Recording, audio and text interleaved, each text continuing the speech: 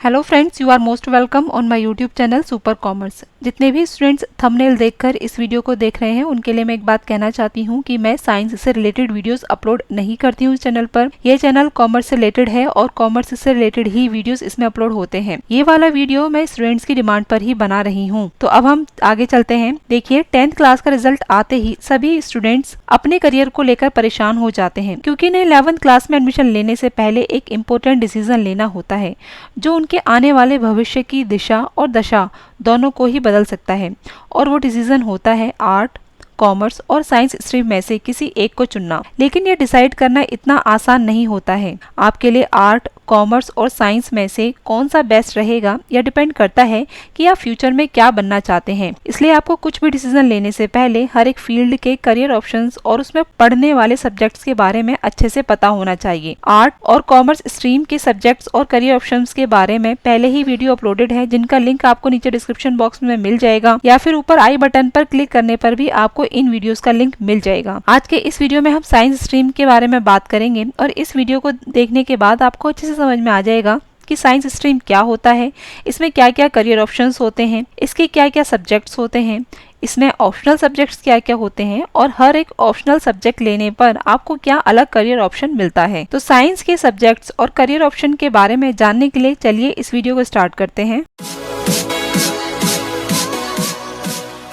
तो सबसे पहले हम बात करते हैं कि साइंस होता क्या है। इसके बारे में शायद आपको ज्यादा बताने की जरूरत ना हो, क्योंकि आप फर्स्ट क्लास से ही साइंस पढ़ते आ रहे हो और आपको ऑलरेडी पता है कि आप इसमें क्या क्या पढ़ते हो। साइंस में वो सारी चीजें इंक्लूड होती हैं जो कि नेचर से रिलेटेड होती हैं, यानी फिजिकल और नेचुरल वर्ल्ड के स्ट्रक्चर और बिहेवियर के बारे में आप साइंस स्ट्रीम में पढ़ते हो। पूरा जो साइंस है वो 3 भागों में डिवाइडेड है। वो है फिजिक्स, केमिस्ट्री और बायोलॉजी।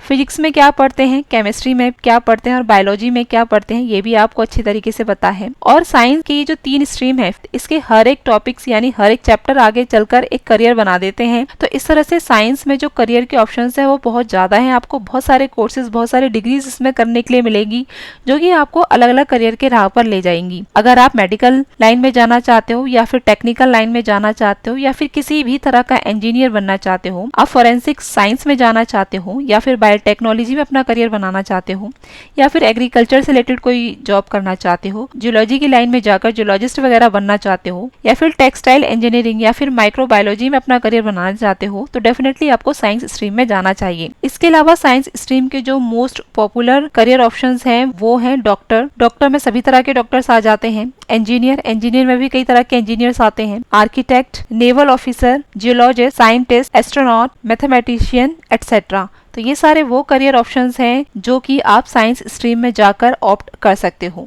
तो जब आप क्लास 11th में डिसाइड कर लेते हो कि आपको साइंस स्ट्रीम लेना है, तो फिर आपको चूज करने पड़ते हैं सब्जेक्ट। यस, जैसा कि मैंने अभी पहले बताया था कि साइंस स्ट्रीम के 3 मेन सब्जेक्ट्स होते हैं, physics, chemistry, math.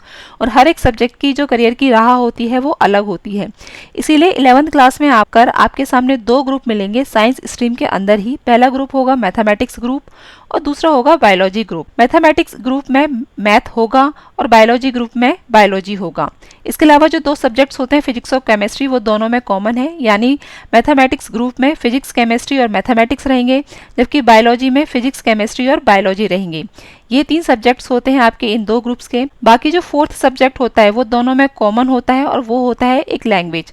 Language generally कोई सी भी हो सकती है, डिपेंड करता है आपके स्टेट बोर्ड पर कि आप कौन से स्टेट में रहकर 11th क्लास कर रहे हो। जनरली साइंस स्ट्रीम में इंग्लिश ही एक लैंग्वेज सब्जेक्ट होता है।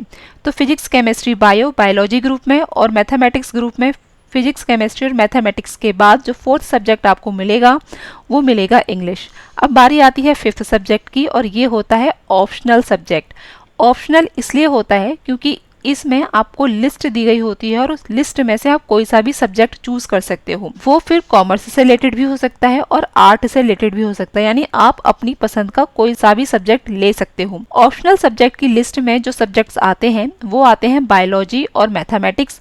बायोलॉजी इसलिए कि जब आप मैथमेटिक्स ग्रुप में एडमिशन लोगे तो आप चाहते हो कि मुझे तो बायोलॉजी भी पढ़ना है, तो आप साइंस स्ट्रीम के सारे सब्जेक्ट्स पढ़ सकते हो। Physics, chemistry, mathematics main subject हो गए और बायोलॉजी आपका ऑप्शनल सब्जेक्ट हो गया। इसके अलावा अगर आप बायोलॉजी ग्रुप में जाकर ऑप्शनल सब्जेक्ट में आप मैथमेटिक्स भी ले सकते हो। इसके बाद जो दूसरे ऑप्शनल सब्जेक्ट खुलते हैं साइंस स्ट्रीम के लिए, वो होता है कंप्यूटर से रिलेटेड। कंप्यूटर से रिलेटेड आपको 3 सब्जेक्ट्स मिलेंगे, कंप्यूटर साइंस, इंफॉर्मेशन टेक्नोलॉजी और इंफॉर्मेशन प्रैक्टिसेस। इन तीनों सब्जेक्ट्स में से आपको सिर्फ एक ही सिलेक्ट करना होता है क्योंकि ये सारे के सारे कंप्यूटर से ही रिलेटेड होते हैं। कंप्यूटर साइंस बहुत ही वाइड सब्जेक्ट है, यानी इसमें कंप्यूटर की सारी नॉलेज दी गई होती है, जबकि इंफॉर्मेशन टेक्नोलॉजी में सिर्फ डेटा को किस तरह से हैंडल करते हैं, उनसे रिलेटेड जितने भी सॉफ्टवेयर हैं वो किस तरह से बनाते हैं, ये सारी चीजें आप सीखते हो। जबकि information practices particularly software development से रिलेटेड होती है, जो कि कंप्यूटर साइंस और इंफॉर्मेशन टेक्नोलॉजी से कहीं ज्यादा इजी होती है और ज्यादा स्कोरिंग भी होती है। इसके अलावा जो ऑप्शनल सब्जेक्ट पॉपुलर है हर एक स्ट्रीम में, वो है फिजिकल एजुकेशन। अगर आप स्पोर्ट्स में इंटरेस्टेड हो और स्पोर्ट्स में अपना करियर बनाना चाहते हो, किसी भी गेम का कोच बनना चाहते हो, आगे चलकर गेम में अपना करियर बनाना चाहते हो, तो आप फिजिकल एजुकेशन को ऑप्ट कर सकते हो। इसके अलावा फिजिकल एजुकेशन को ऑप्ट करने का एक फायदा ये भी होता है कि आपको इसमें फिजिकल एजुकेशन के बारे में नॉलेज दी जाती है जो पर्सनली आपके लिए फायदेमंद होती है। जो बच्चे फिजिकल एजुकेशन में ना जाकर दूसरे तरीके के स्पोर्ट्स में जाना चाहते हैं, तो उनके लिए एक स्पेशल सब्जेक्ट योगा भी बनाया गया है और योगा अच्छा सब्जेक्ट है जो कि स्कोरिंग भी है, कम टाइम में आप इसको कर भी सकते हो और फिर आगे चलकर आपके लिए बेनिफिशियल भी रहेगा। इसके अलावा और भी ऑप्शनल सब्जेक्ट्स हैं, जैसे इकोनॉमिक्स भी होता है। इकोनॉमिक्स एक कॉमर्स स्ट्रीम का और आर्ट स्ट्रीम का सब्जेक्ट होता है, लेकिन साइंस के काफी सारे स्टूडेंट्स इकोनॉमिक्स चूज करते हैं। एक बात और ध्यान में रखना कि अगर आप इकोनॉमिक्स चूज करते हो तो फिर आपको मैथ्स भी लेना पड़ेगा, क्योंकि आगे चलकर इकोनॉमिक्स में करियर आप तभी बना पाओगे जब आपके पास मैथमेटिक्स रहेगा। इसके अलावा और भी बहुत सारे ऑप्शनल सब्जेक्ट होते हैं। इससे रिलेटेड भी मैं ऑलरेडी एक वीडियो अपलोड कर चुकी हूँ, लिंक आपको नीचे डिस्क्रिप्शन बॉक्स में मिल जाएगा, या फिर जब आप आई बटन पर क्लिक करोगे तो वहां से भी आपको लिंक मिल जाएगा। यहाँ पर मैं आपको एक बात और बताना चाहती हूँ साइंस स्ट्रीम के स्टूडेंट से रिलेटेड, वो ये है कि जो साइंस स्ट्रीम के स्टूडेंट्स हैं वो आगे चलकर यानी 12th के बाद ग्रेजुएशन में किसी भी फील्ड में जा सकते हैं। और अगर आपने मैथमेटिक्स भी लिया है तो फिर तो आपके पास करियर के सारे ऑप्शंस अवेलेबल होते हैं, आप आगे चलकर अपनी पसंद का कोई सा भी करियर चुन सकते हो। यानी अगर आपने साइंस ले ली है और 11th और 12th में आकर आपको ऐसा लग रहा है कि साइंस आपके लिए नहीं है, आपको तो कॉमर्स लेनी थी या फिर आर्ट स्ट्रीम लेनी थी, तो आप आगे चलकर ग्रेजुएशन में अपनी फील्ड चुन सकते हो।